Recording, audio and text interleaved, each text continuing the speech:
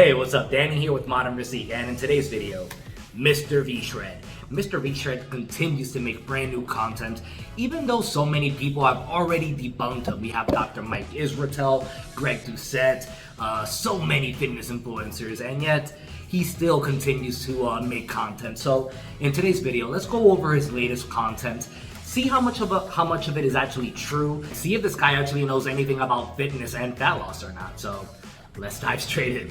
Is your metabolism just too slow? Yes. Moment after the age of 30, like we'll say. Well, I'm 32, so yeah. Do skinny people have faster metabolisms naturally? Myth? No.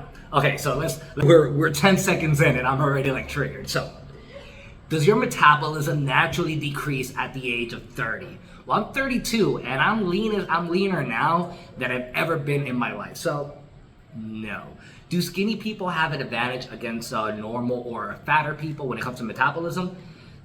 Yes and no. It's all really genetic. So yes, it is true that if you're genetically predisposed to carry less body fat, it is going to be easier, but there's a lot of things that we have to look at. About metabolism are everywhere, and they can be really confusing. But don't worry, because we're going to bust those myths wide open and give you the real skinny on how you can naturally boost your metabolism. Cool, so Mr. V-Shred is gonna bust the myths. Oh, I'm so excited about this. Let's see Mr. V-Shred bust the fat loss myths out there. And your knowledge about what your metabolism is and how your metabolism works. And you're also going to be able to use some of these tips to your advantage so that you can naturally manipulate your metabolism into becoming faster. Because essentially the goal... Have you ever tried to lie to like your teacher or your parent, and you know it's a blatant lie that no one's going to believe you? The goal is to make losing weight easier, right? So stay tuned because we've got some interesting and exciting stuff to get through over the next couple of minutes. All right, metabolism. Metabolism is a word that gets thrown around a lot when we talk about weight loss, and it's important, right? But what is your metabolism really? So let's break it down into the most simple terms possible. Your metabolism is the result of biological processes in the body, which determine how your body converts what you eat and drink into energy. That's it. That's the most simple way that you can put it. Have you ever made a PowerPoint or made a video for anything and just read off a prompt or just read the exact, like the same definition as like Google shows up or anything without even understanding what you're saying? That's what I hear. I just see this robotic, like, oh, metabolism is the chemical reaction in the body's cells that change food into energy. Like, and what is that exactly in your own words? Okay. And it's often a slow metabolism. That's the reason that some people struggle to lose weight, right? After all. Really? No. The reason that some people, or a lot of people, he should say, struggle to lose weight has nothing to do with having a fast or slow metabolism. It's the amount of calories that you're eating versus the amount of calories that you're burning. There's no rate of metabolism that could outweigh this rule. At the end of the day, it's calories in versus calories out, okay? The reason that you're not losing the weight is because you're eating way more calories that you're burning throughout the day. You're not... Slow down. And why does the issue of metabolism make so many people feel so powerless? Like they have no control over their destinies as far as their weight loss is concerned. Well, we're often led to believe by the media that the speed of our metabolism is determined from birth, right? And we're told that so-called naturally skinny people have fast metabolisms, whereas other people who maybe have a tendency to gain... Your metabolism is not determined at the rate of birth, okay? Yes, at the rate of birth, when you're born, you do have predetermined genetics that your parents gave to you that will ultimately determine if you're going to carry a little bit more body fat or not. But at the end of the day, you totally have the control over your body and over your calorie intake. Gain weight more easily, naturally have slower metabolisms, right? But here's the twist. We're not as powerless as we think. Today, we're going to explore how we can keep our metabolic engines revving no matter your age, no matter your body type, no matter your... Body types is a complete myth. There's no such thing as a body type. Debunk those myths that may have been holding you back, all right? So I'm going to share 5 evidence. These magical ways that Mr. Retread is going to give us the power to magically take control over our metabolisms, even if when you were born, you were determined that you were going to have a slow metabolism. My first tip is to embrace strength training. And I cannot stress this one enough, because as we get older, our muscle mass naturally decreases. It's a condition known as sarcopenia, and it affects. Okay. So, at least now his scriptwriters are getting fancier words. I do hope that he knows what that actually means, right? That he's not just reading off a prompter without actually knowing. So, we got to give credit where credit is due. It is true that naturally our body muscle mass does tend to decline within the years once you are getting older, and that's naturally a response to your lowering testosterone levels. Now, does this happen while you're in your 30s, as he's mentioned throughout the video, that it suggests that once you're 30, your metabolism is going to drop through the floor? No, we're talking more maybe mid 40s to your 50s. That's when you're going to really see, if you're natural, if you're not using any source of testosterone, your natural source does decline. So it is natural that you're going to lose muscle mass. It's not natural to be like people like The Rock that are within their 50s and carrying more muscle mass now than they were when they're in their 20s. Okay, it doesn't work that way. Less muscle you carry, the less hot your metabolic furnace will burn, which makes sense, right? Because, I mean, I think we can all agree that we all have that one friend who seemingly eats whatever they want, right? Hot.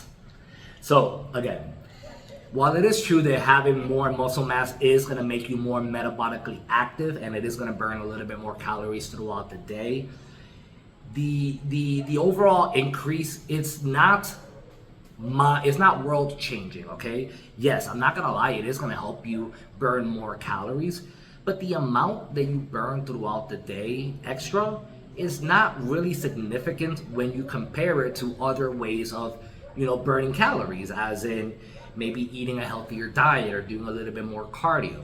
I totally agree that adding weight or resistance training or weight training is good for overall health and retaining, muscle size. But if you're actually looking to burn weight, lose fat, resistance training is not the only choice or the best choice on its own. You don't really burn that many calories when you're in the gym. You burn more calories with cardio and a mix of heavy weight training and recovering on time. And it's not that they just have better genetics than everybody. That may be part of the formula, but they probably have more muscle. Me, myself, my friends make fun of me because I do eat junk food when I want to, right? In moderation, of course. But it's because of the muscle that I carry on my body. So that one person that you see that they eat whatever they want, or they seem to eat big meals. Here's the thing. There's a few things that we have to consider there. One, he just mentioned this person probably has more muscle. So in other words, this person is probably very, very active. This person probably burns a lot of calories, works out, does cardio. You also have to consider if the person is just naturally active. Maybe the person likes to go on walks. Like me, I like to walk my pets, I like to walk my dogs. You burn a lot of calories like that. Your NEAT, your non-exercise activity thermogenesis, if your NEAT is high, you're burning a lot of calories throughout the day, so it's relatively easier to stay lean. Also, we all have these people that we see them eat like one big massive meal, and you're like, how do you eat so much? But honestly, are you with them every single day? Unless they're your spouse or a family member that you could vouch that they eat 4 to 5 meals in that portion every single day, how do you know if they're just eating one big massive meal and not just eating for the rest of the day anymore? You could have one massive meal, maybe have 1,800 to 2,000 calories, and not eat for the rest of the day and still be in a calorie deficit.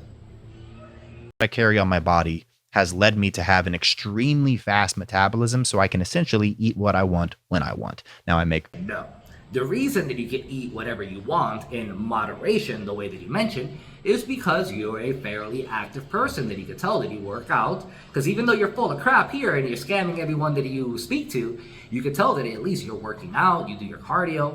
Maybe you're not natural, maybe you are, I'm not going to go into that, but you can tell that you have pretty defined muscle mass and that you burn a lot of calories.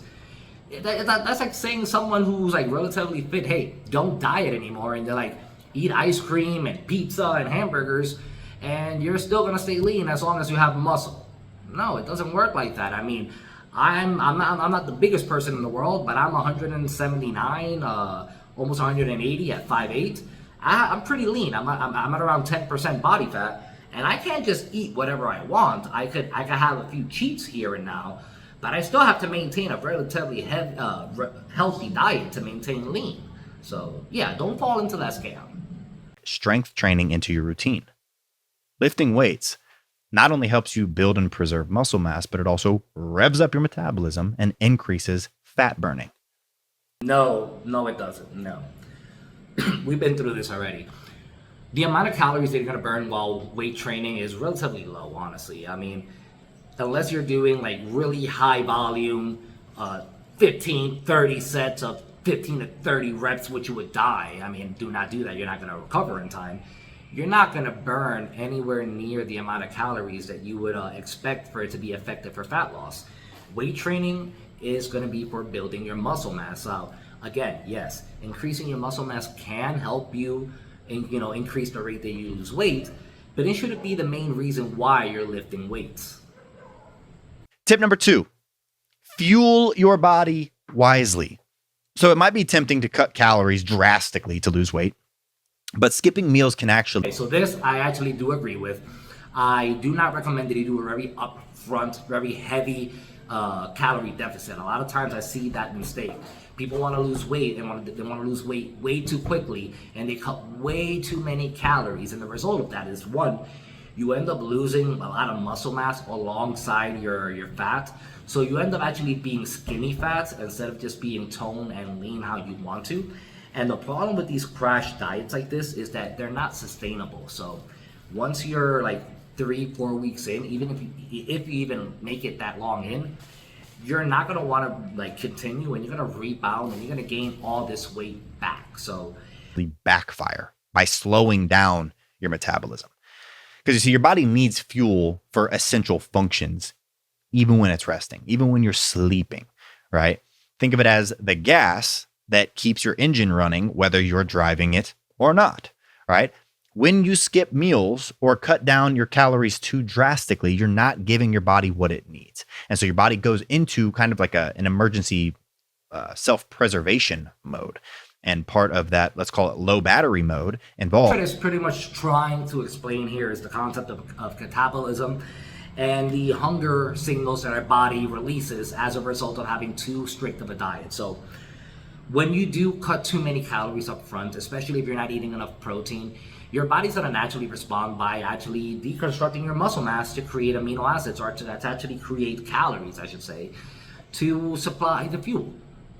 Your body doesn't want to be jacked, honestly.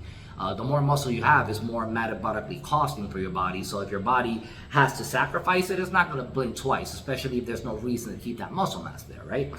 Now, the thing is, when you do so much dieting or so hardcore of a diet, your body actually releases hunger signals, stating, like, making your body believe that you're starving because your body wants you to eat. Yes, this is evolutionary. Your body is designed to survive. So when your body senses that you're doing something that's way too extreme this way, your body's going to try everything humanly possible to get you to eat. Our body naturally triggers when we're not eating enough food. And so instead of skipping meals, just aim for smaller, balanced meals, evenly spaced throughout the day, to keep that metabolic engine running smoothly. And make sure that you're not in too steep of a caloric deficit. A lot of times people are cutting their calories down to 1,000 calories a day or even less. I always say it's best to start at like a 20 to 30% caloric deficit. You even need to do that big of a calorie deficit, honestly. 20 to 30% is a huge calorie deficit. It's a huge calorie deficit. Aim more for 10 to maybe 20, at the top side 25, and that's pushing it, okay? Honestly, I do not recommend doing anything further than a 300 to 500 calorie deficit. A 500 calorie deficit is 3,500 calories in a week, which is a pound of fat loss per week. It's very easy to sustain, and that's 52 pounds of fat per year. And why do I say that it's easy to sustain? It's the fat loss rate that I did 11 years ago when I started, and I lost over 80 pounds of fat, and 11 years forward, I'm still able to keep the weight off. Prioritize protein. And this is equally as important for men and women. Your body works harder to digest protein compared to the fats and the carbs that you eat. Oh God, this crap again. Yes, technically your body does work harder to digest protein, so it does burn a little bit more calories to digest those proteins. Now, it's not a significant amount, okay? That doesn't mean that your diet should revolve solely around protein with the expectation that if you eat, let's say 2,000 calories of protein, your body is only going to absorb 1,700 of that, okay? It doesn't work that way. Once you reach 1 gram per body weight of protein, you don't need anything further than that unless you're struggling with hunger and maybe protein helps you keep fuller throughout the day. Because remember, your metabolism is the sum of all your body's energy burning processes.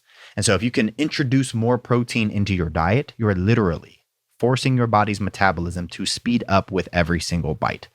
So you should aim to include a good quality source of lean protein with every single meal and every single snack so that you can take advantage of this cool little thermic effect.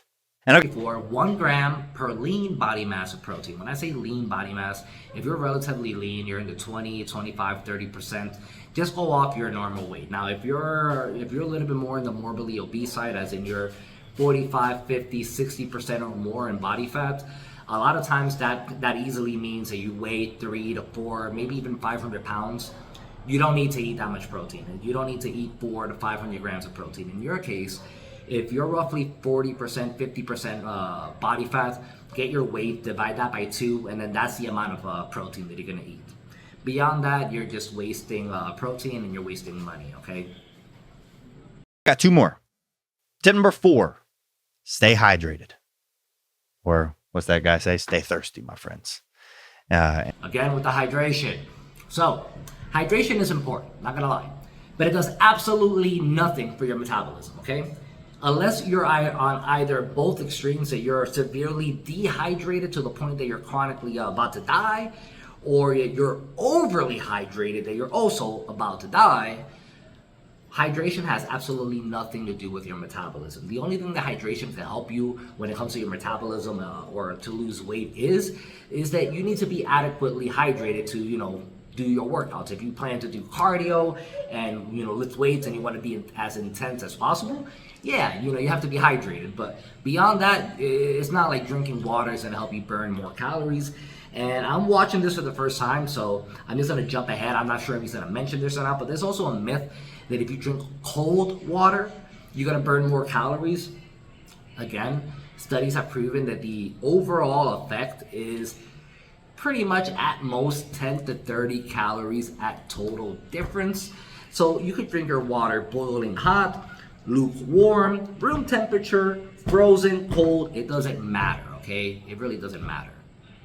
And because keeping up with your water intake is essential for your metabolism to function at its peak. Our bodies are primarily made up of water, and hydration aids in every bodily function that we have, including the calorie burning process. And also, fun fact, studies show that drinking cold water may actually increase your metabolism for a short time, cold water specifically. And this is because your body is forced to I knew it. I knew he was gonna get into that. I don't know why everyone.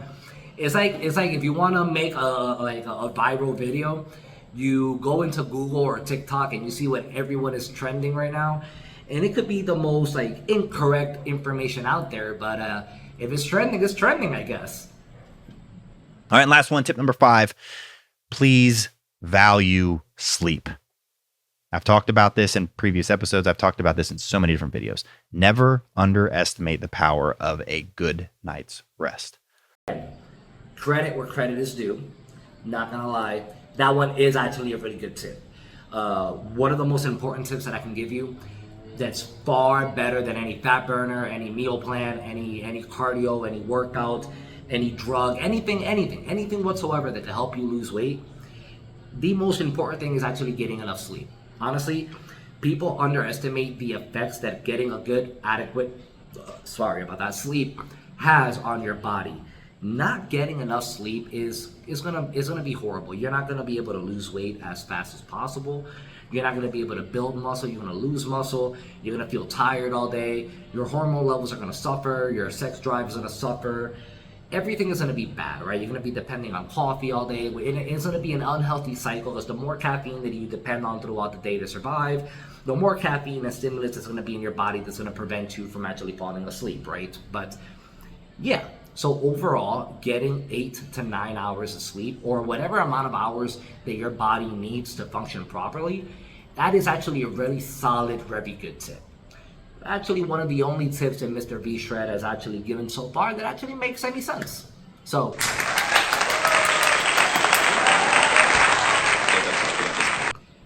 far, out of all the tips that Mr. V Shred has given us, the only one that actually makes any sort of sense is getting about 7 to 9 hours of sleep. Everything else, I rate this as a scam out of 10. As one of my favorite YouTube influencers would say, Dr. Mike Israetel, right? Do better, V-Shred. I mean, stop scamming people. I know I'm nowhere. I'm nowhere to talk. I only have like 3 something subscribers, and you have what, 2.4 million, and you're just 6'3" Giga Chad. But look, there's a reason why you have 2.4 million subs, and lately your videos can't pass 2,000 views. Okay, people know you're full of crap already. Stop giving this misinformation and do either one of two things: either get out the business or start giving good information. I feel really bad for the people that actually watch your videos and actually believe the nonsense that you're spewing out of your mouth, right? But anyways, not here for conflicts. Just really ticked me off there. Anyways, if you want to see videos that could actually help you burn the fat and not something like scammy like Mr. V Shred here, just watch this video right here for actual tips to actually lose weight. I'll see you guys next time.